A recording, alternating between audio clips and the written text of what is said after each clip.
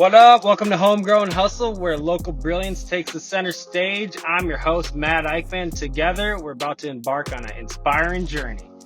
Our community thrives on the wisdom of insightful leaders that are right here in our backyard.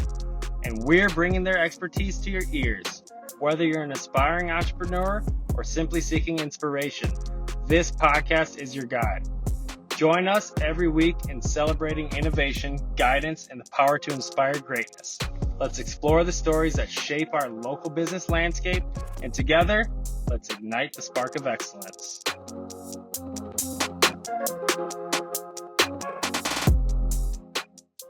What's up, hustlers? I'm here with Michael Ruhland. He's a team lead and a branch manager over at LendSmart Mortgage, also a private investor.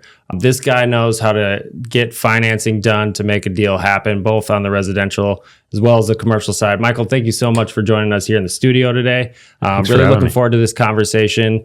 So before we just dive right into it, can you tell us a little bit about yourself, just high level, so we can understand some of what's got you to where you're at today? Sure. Yeah, I've been in the mortgage industry for coming up on 25 years now. Been through all kinds of different markets with that and the ebbs and flows of that. And, I started investing in real estate shortly after getting in.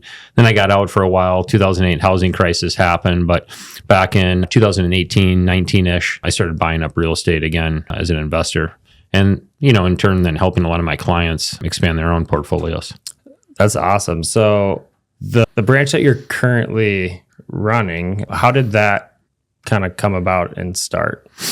Yeah, I was just a sales manager for another place in Maple Grove, and then I just started expanding and then started bringing on loan officer assistants, and that started kind of helping me out and producing more volume that I could then take on, and enabled me to kind of get out in the field and start meeting with other real estate agents and other referral partners.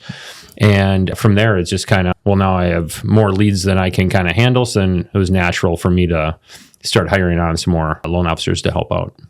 So business has been good, but you said ebbs and flows, right? So let's talk about where we're at in the ebb and flow of the real estate market here in 2025.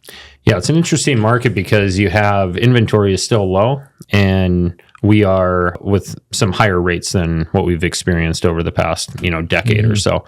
And so it's an interesting market because there's certain pockets, it seems like, specific to Minnesota anyway, where there's still multiple offers going on. And then there's other spots where properties are sitting, for an extended period of time and, going underneath what maybe their market value is.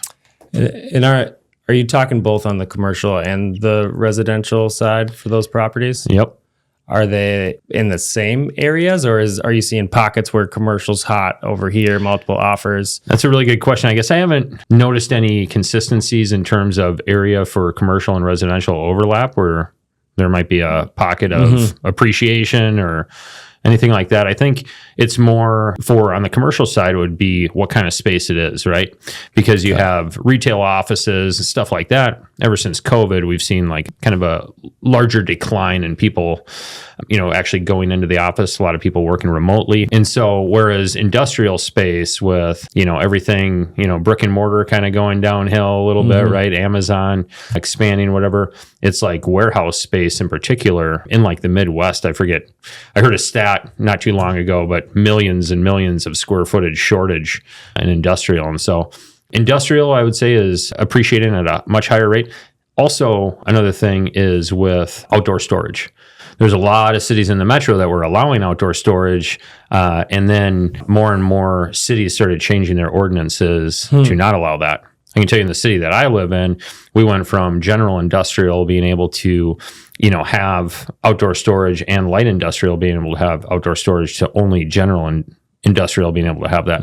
Now, light industrial has to be inside storage. Fascinating. Who's in charge of managing that? Like that rule? Well, each city themselves, but, it's almost like a trend gets set, and then other cities start following suit, and it creates a shortage, right?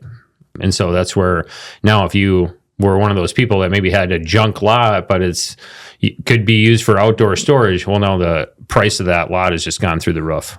It's amazing how little tweaks like that can impact somebody. So let's talk a little bit about like your journey along the years. I know you you've been a private investor for a while. 2008 hit you a little hard, but now you're still actively purchasing real estate with partners and stuff like that. Yep. So could you talk a little bit about, like, particularly when you opened the doors to commercial real estate transactions from a lending standpoint, like how has that changed your trajectory and your thought process around how you spend your time? Yeah, starting to do some commercial loans, naturally in that process, I start to see people's income and financials, right? Mm-hmm. And that was kind of like, wow, look at this. They're making $20,000 a month off of this building, And so that's obviously a motivating factor for me to try to get in any way I could, investing in commercial buildings. So how many commercial buildings do you have right now? I have 3 right now. One by myself, one with one partner, and another with 2 other partners. So one thing I've learned over the years is the partnerships are might not be a necessity in the commercial real estate space, but it happens very frequently. From a lending standpoint, like how does that help a buyer, or how does that help you work with that individual through that transaction to kind of speed it up and get the deal done? Yeah, usually, different partnerships, people are usually in that partnership because they're complementing each other in one way or another, right? For myself, I just purchased an industrial building in St. Paul last year, and I partnered with a friend of mine that's a general contractor. So very much a strategic partnership where I kind of can do the financing. I'm also a licensed real estate agent, so I do the commercial lending, and I can go and do a purchase agreement.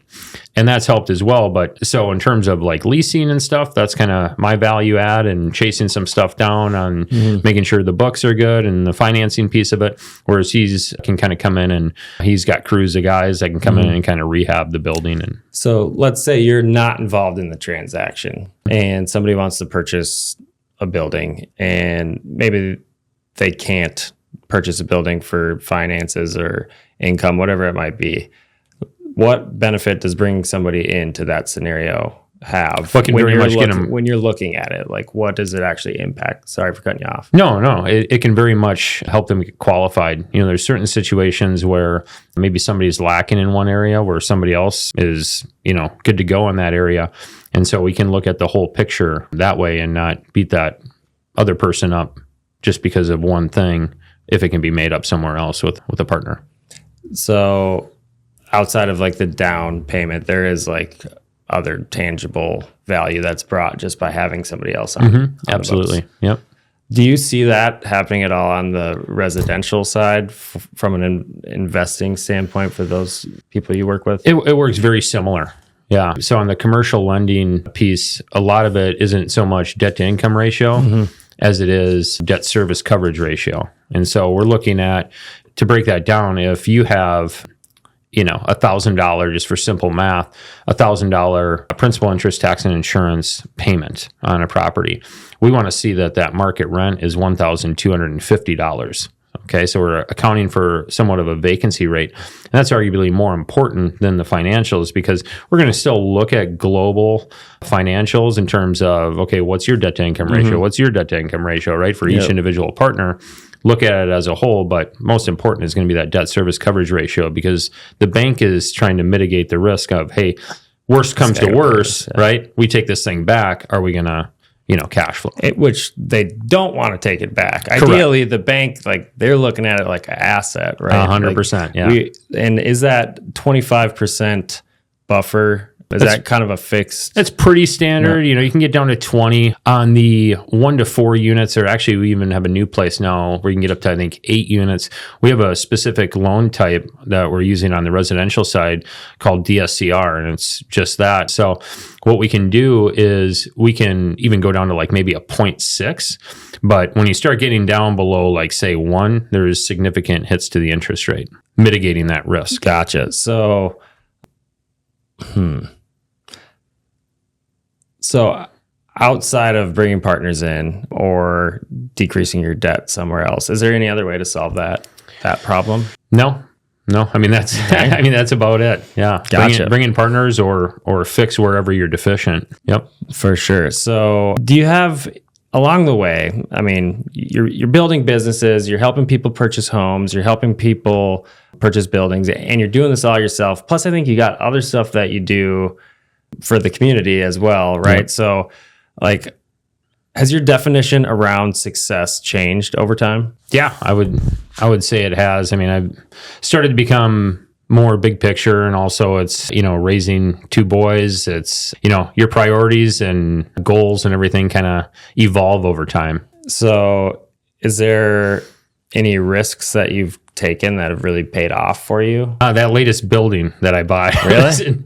it was in pretty rough shape. Yeah, it had been vandalized, and they stripped out 3-phase electrical. What does that mean? Well, it's an industrial building, so it's just a lot of watts. And I'm not an expert, right? I had an electrician deal with all that stuff, but it was in really rough shape. And then there was homeless individuals that had broken into the building and then actually also cut one of the roof water drains. So I remember specifically the agent that was sending me this listing said, "Hey, bring a flashlight and rubber boots, to the showing." Because that's the first time you've got that. That was the first time.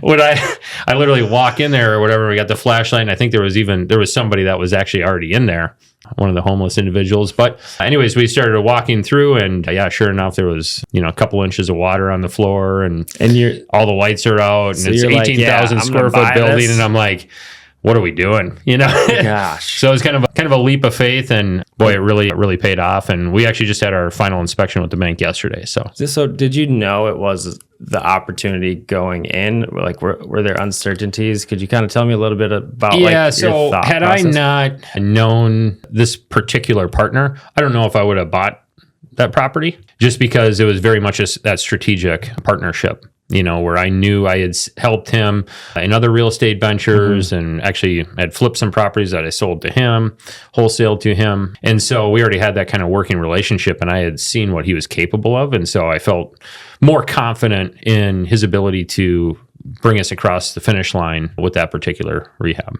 And so you just said you got a final approval with the bank. Like, what's if so you're already in there and it's the risk that paid off, did we confirm that it paid off before yesterday, or? No, we did for sure. So what we did was we offered a very small amount, right, for the property, just because we were going to assume all the risk on everything, right? So we had to make that worthwhile. And so they accepted. And so we ended up just having a quick close, paid cash for it. And then we got a delayed financing later. And so as part of that delayed financing, with my partner being a general contractor, they put together kind of a sworn construction statement, but an itemized list of all the things that we're going to do. And then we provide the appraiser that information. And then the appraiser pretends like all of that work has been completed. And so then they can assess a value as though it's completed. And then that's what the bank uses to lend off of. And is that assumption, like, that's a legit assumption? It's okay. I figured otherwise you're not going to be messing around with it. Well, and so funny story, the banker, who's now the chief revenue officer of the bank that I used, he had come out there and he wanted to drive by the building and then take a look inside or whatever. So I went to meet him out there, and he goes, "Mike," he calls me up. He goes, "Mike, am I at the right place?" He goes, "Yeah, I saw a sleeping bag right at the front door, and then all of a sudden it started moving."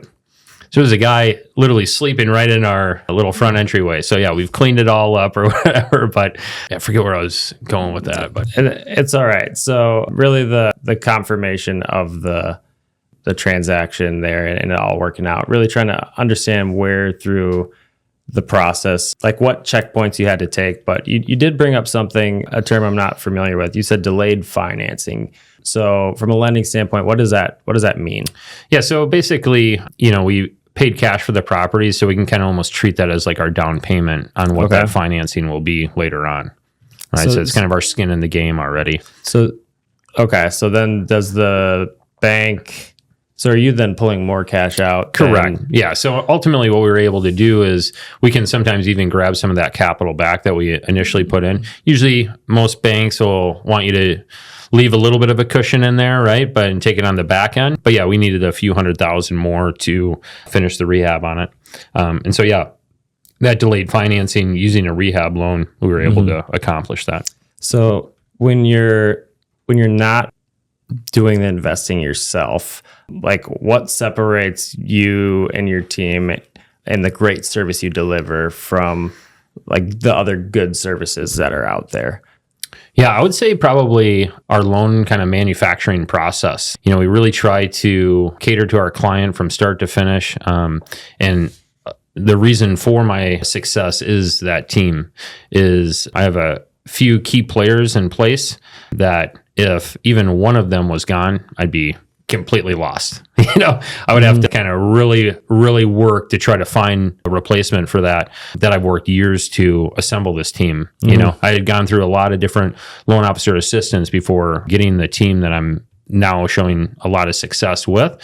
And so even the thought of one of those individuals departing. It's amazing, right? How much the team and the people that are there can allow for the success or failure. The same amount of hours, same everything there, but just how that team works together. 100%. What have you learned over the years of building your team? What'd you say, 125 team members you have locally? No. So 125 is probably the number of loan officers we have. I have in my branch probably, I think, 7 now individuals. Okay. So you're building this team. And what are you thinking about when you're building it? Playing to people's strengths, I would say, would probably be the most important. You know, we have my processor who I've worked with since 2004, Amy Lewis. She is just fantastic. And then my most recent addition, Sam Miller. Sam started with me about 2 years ago, coming up on, and that was really the difference maker for me. You know, I give them a piece of everything that I do, right? And so, but with mortgages and all the, you know, regulations that go into it and all the compliance items, it really gets cumbersome in paperwork. And me as a sales guy, my strength is getting out there and getting in front of people, right? I thought you were going to say paperwork. Yeah.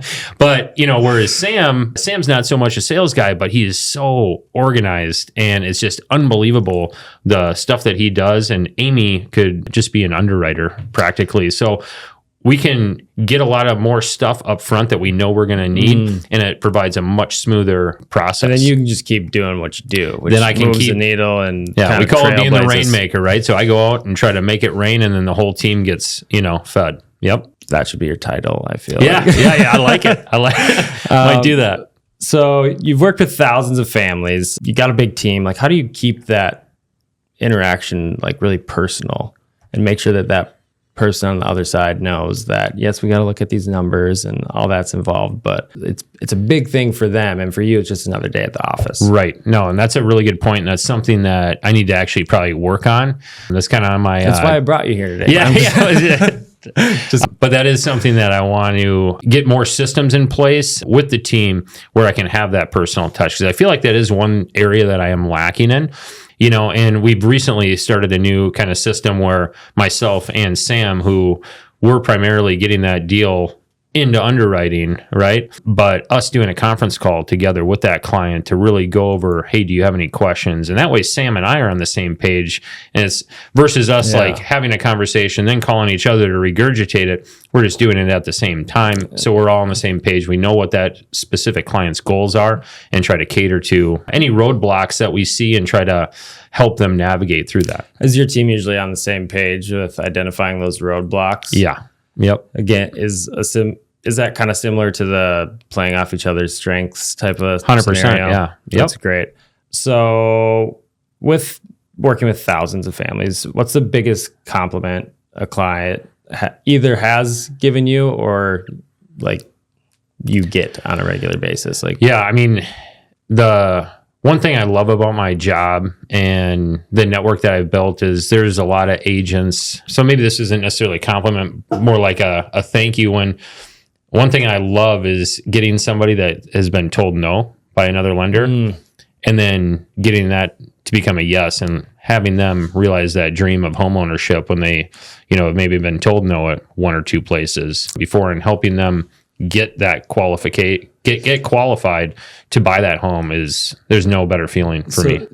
That's awesome. I can only imagine, because like home buying, most people only do it like once, maybe twice. You guys are doing that before lunchtime sometimes, right? Yep. So could you kind of tell me, based off what you were just saying, if that's the case and they're getting told no somewhere else, like, are there really unique offerings that you have, or do you just got some type of secret sauce, or how do you make it happen over there at LendSmart? It's a lot of knowledge, I would say. And, there's like 4 or 5 of us that, we'll just kind of huddle on a deal if we need to or whatever, right? Where we're facing some sort of challenge and we kind of just start talking through, well, what if we did this? What if we did that? Here's kind of our 3 pathways forward. What could the client do of these? And trying to help navigate that. So that's one piece of it. But yeah, we do certainly have unique products that other lenders just don't have that we can utilize. There's things like we have our own down payment assistance program. Minnesota Housing Finance Agency, bare minimum, you have to have at least a 640 credit score, but more like 660 for most of their programs. And that's we do a ton of them or whatever, but we have an internal one where we can go down to 580 credit score, right? For similar terms. That's a game changer. Yeah. Oh, it's unbelievable. It's night and day. And so, and beyond that, we have like the Hoper program. That's we're currently the only lender in the state of Minnesota offering it. And that is where we can get somebody up to 3.5% down, up to $13,000 on an FHA loan. And that's just a true grant. So they could use that to pay for closing costs. They could use that to put their down payment on the home. They could use that to just throw in a savings account and have it for after they close. And then what we'll do is finance an entire brand new solar system on the roof for them and finance it on top of the value of the home. Right? That's a lot of stuff. I feel like that's a good deal for a purchaser. Well, and then next time they go and file taxes, they're going to get, a $10,000 to $12,000 tax rebate right now. All right. So what's the downside, Michael? Like what's, well, it can't be, is there one? So it can't be, like a 15-year-old roof, right? Gotcha. Or a dilapidated roof, something like that. They're not going to, put it on that. And it is an FHA loan, which inherently is more expensive than like, say, a conventional deal. However, arguably, somebody that's only putting 5% down on, say, a conventional loan, if they qualified for this program, they can get that $13,000 rebate or grant rather, and then the $10,000 to $12,000 tax rebate later on. It's $25,000. Yeah, I mean that makes up for a couple percent that you're gonna overpay or whatever, and not to mention kind of the saying right now, that little cliche, but is you date the mortgage, you marry the home. Right. So do most meaning homeowners understand you're going to refinance, likely, if interest rates come down in the next few years, you're going to be refinancing out of that FHA loan anyway and going into a conventional deal. So I got kind of a 2-pronged question. So from either a residential or a commercial side, is there some type of regular cadence or structure to reviewing that you either put into play yourself or the partners or people you work with go about looking at what their current mortgage is and seeing if they can kind of move it in one direction or the other? But like if it makes sense to refinance or something? Or just even look at it, right? Because like set it and forget it's not always the best move. No, great question. Yeah. So what we usually do is, number one, first and foremost, what's your goal? How long are you going to be in the home? Right. I mean, if this is going to be a starter home, are you going to retain it and rent it out? Are you going to sell it and then start a family and buy, what are your goals, right? So we kind of figure that out first, because what we want to ultimately do is a cost analysis on at what point do you break even on the refinance, right? And are you still going to be in that home at that time? Well, it varies. It depends on the goal, obviously. Yeah, it depends on the goal, and we can kind of customize that too, right? We can take a little bit higher rate and have lower fees, right? Or take a lower rate and higher fees, but then you'll have, you'll save more money long term, right? So it just kind of depends on how long they're going to be, mainly how long they're going to own the property, not even necessarily be in it, because they turn around and rent it. Well, it could still make a lot of sense to get a lower interest rate. Because now the goal kind of changes there a little bit. Yep. So being that you kind of do so much, I'm trying to understand, so with refinancing almost being the exact same process, I would assume, maybe a little bit of nuance. Pretty similar. From the reviews that you have coming in and the opportunities that are there, what would you say kind of the balance is between like refinancing and new purchase opportunity? Like what percentage I'm doing of each? Like the opportunities that are in front of you when people are saying, Michael, I want you to look at this. Are there more that are refinance or more that are... Definitely more that's purchase right now. Gotcha. And then is that because the rates and everything as they were set? It's COVID. Yeah. I think, that's Still what we hitting say, up. You get so sick of it, but it's like COVID's the answer. COVID, that's what happened, and right? before that was what, 2008 was there? Yeah. So now we've moved on from that. Now it's COVID. But yeah, everybody and their mom got, right in the threes, right? And so, and inventory is so light. And so then people are thinking of like, oh my gosh, I don't want to get rid of this 3% interest rate. My payment's going to double, or whatever as they're trying to buy up. And then houses are still appreciating because inventory is low and now interest rates are higher. So that's kind of the refinance market is slowed down, but it's more, I'd say, along the lines of the perception, because there's still a lot of value that people could be grabbing from a refinance, like consolidating debt. Our nation is now at 1.1 trillion or something in credit card debt, which all-time high, right? It's like those interest rates are 25, 30%. People are going to not pay that off for the next 15 years, right? As opposed to taking a cash out on a refinance, we could actually not only save them money, but shorten the term of their mortgage considerably so that it could be totally debt-free much faster. The struggle I always try to make clear with my clients, though, is that, hey, this isn't like, hey, let's go pay off the credit cards, save a ton of money, and then go rack them back up, right? You got to manage it appropriately. But as long as you do manage that mortgage appropriately and plan that out, you can save just a ton of money. So when you say manage the mortgage appropriately, what I'm speaking of in particular is applying payments to principal, right? Above and beyond what your minimum payment is. That's a good practice. Yeah. Well, it depends, right? Like It's always the answer. I have a 3% interest rate on my mortgage, right? Well, I'm making the minimum payment now. I wasn't before, but once COVID hit, I refinanced it with 3%. That's free money is how I look at it, And so, but if I had, in contrast, 7.5%, 8%, well, sure, I would do that. Or if I was utilizing the equity in my home to consolidate debt, to save the money, I need to take a large chunk of that savings and then apply that directly to principal. And thereby, my effective rate is much, much lower. My actual interest rate that I'm actually paying over the life of that loan is way lower.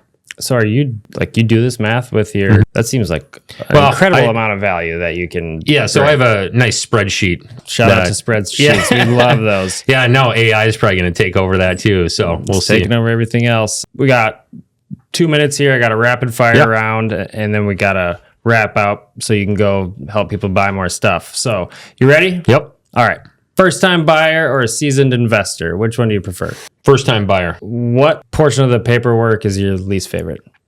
Oh, there's a lot of paperwork. It's a typical sales guy response. I would say business financials that are not organized. What's the most common mortgage myth? That you need to be rich to buy a home. That's a good one. What's your go-to coffee order on a busy day? Actually, kind of a newer one for me. I do a latte with 2 extra shots of espresso.